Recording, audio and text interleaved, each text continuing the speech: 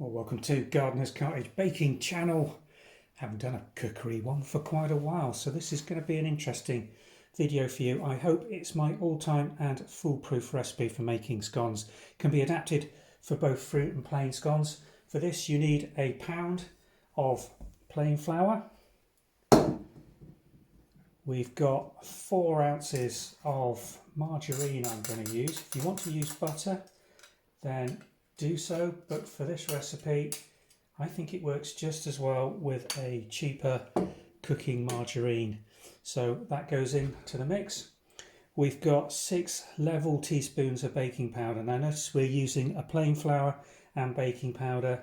In it goes 2 ounces of caster sugar and approximately half a pint of, this isn't milk, this is soya milk. So this is going to be an option that's suitable for vegans and vegetarians to do as well.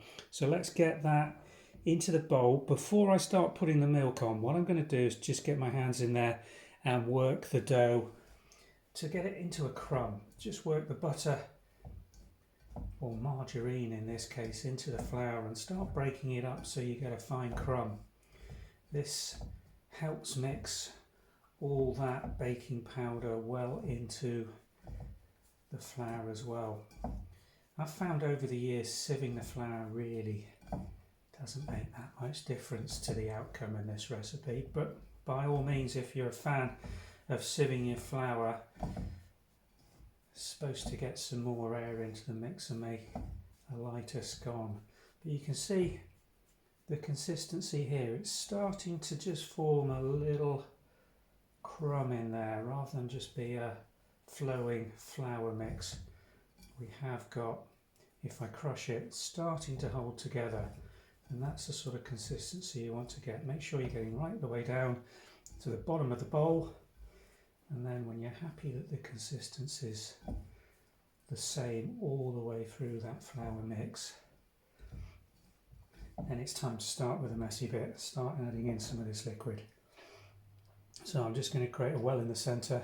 I'm going to start with about half the milk. There's half a pint of soya milk in this jug, which is about right for the recipe. It does vary slightly, and the reason I'm just not putting it all in straight away is I don't want to make my dough too liquid. I want it a really nice firm consistency. Now you can see that's starting to come together, not holding together when you squeeze it much more than when we just had the fat in, but you should be able to work this nicely off your fingers. I can tell by that still falling apart and being a fine crumb. Needs a little bit more liquid coming in here, so another third of the liquid. Start working that mix together. Getting a little stickier now. Just starting to form a nice dough. If you overdo it, it's always possible just to put a bit more flour into this to get a drier dough, but you want to get everything really nicely mixed in together. Now, I don't think that needs any more liquid. Let's start cleaning my fingers off. I'm just going to put a little bit of flour into that, just to sprinkle over the top. Rub it through your hands and clean your hands up if it's got a bit too moist. I haven't used the full half a pint of liquid there at all. And what you're looking for is a dough that holds together and cleans the side of the bowl completely without sticking too badly to it.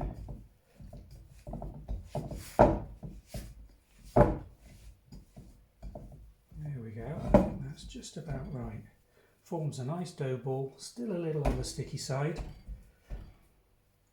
but coming away from the sides. Might need just a touch more flour in there. Don't be afraid to put a bit more flour in. If it's too sticky, then you're going to get moist undercooked scones in the middle.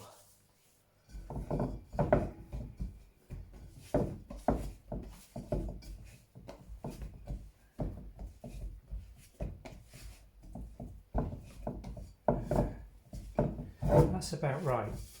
Pretty clean bowl, nice moist dough, nice workable dough, not too tight. And because I like fruit scones, I'm going to add as many or as few as you like to the mix. I've got these lovely big flame raisins. I'm going to put quite a few in this mix.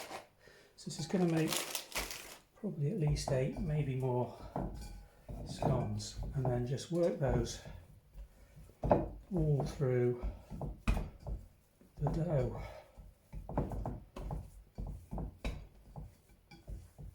And there we are, a lovely ball of fruit-rich scone dough. Now if you want to take that, refrigerate it, it will firm up nicely if you want to work it that way.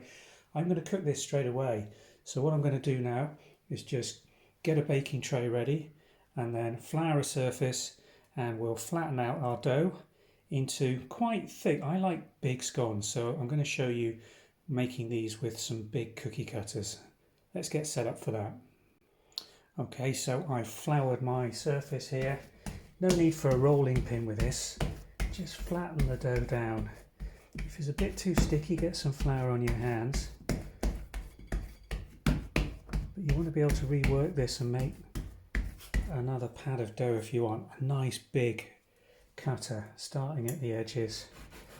Just rotate these round. Look at that, should be good. Onto the baking tray right next to it. And just continue to work your way around.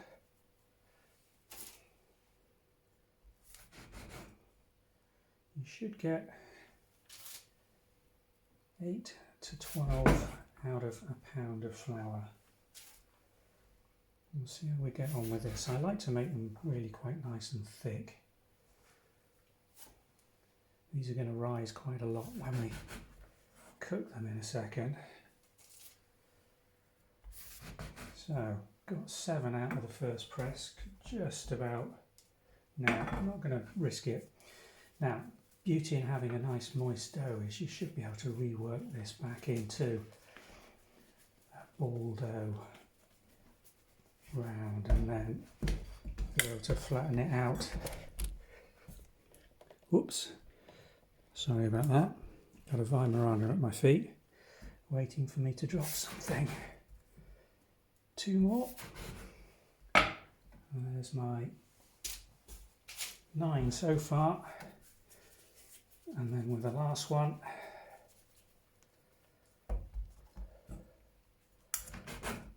there we go, 10 out of that batch. Not bad. Let's bring that into show. Now what I'm going to do is just glaze these with the last bit of that soya milk.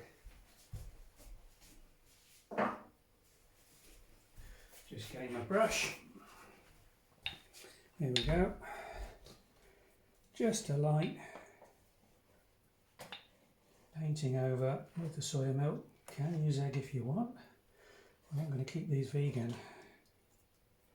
They taste just as good, that's the strange thing. There we go. Brush them over. Do I give them a sprinkle of caster sugar? Oh yes, let's do that. Hold on.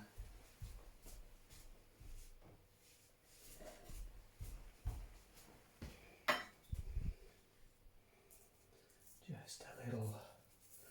That'll just brown up ever so nicely as they rise. Okay, job's a good one, ready to cook. Now when it comes to cooking scones, you really need a nice hot oven. This is the top roasting oven in an Arga, and I'm putting them in the middle of the oven. They're going to take about 10 to 12 minutes. I'm going to set a timer and I'm going to check them in 10 minutes. And if I still think they need a little bit longer just to brown up nicely, we'll leave them in for an extra 2 to 3 minutes each time. So we'll come back and show you the end results in just 1 minute. Well, somebody approves of this recipe. The trip hazard is in the other room, as you can hear, squeaking. Well, my 10-minute timer's just gone, so let's have a look at these scones and see how we're doing. Well, they're looking good, but you can see it's quite characteristic in an Arga. These ones aren't really as brown as the others, so I think they're going to need a little longer. They're rising beautifully, but what I'm going to do is rotate this tray 180 degrees, pop them back in, and I'm going to put my timer on for another 3 minutes. Let them really get a nice brown colour, and then let's have another look then. Okay, 3 minutes up, let's have another look, see if these are nearly ready. Oh yes, that looks good. Nice brown crusts, a little bit of a shine on them, nice and firm. I think we're done. Well, there we go, 10 perfectly cooked, lovely fruit scones. Works equally well with a plain scone mix. If you don't like the fruit in it, just leave it out.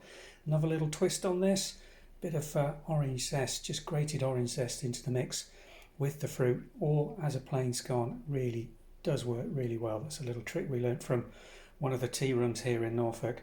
So do have a go at the recipe, let me know how you get on with it. Been making this one for 40 years, and they always reward me with some beautiful looking, lovely, tasty, light, fluffy and beautiful scones. Thanks for watching.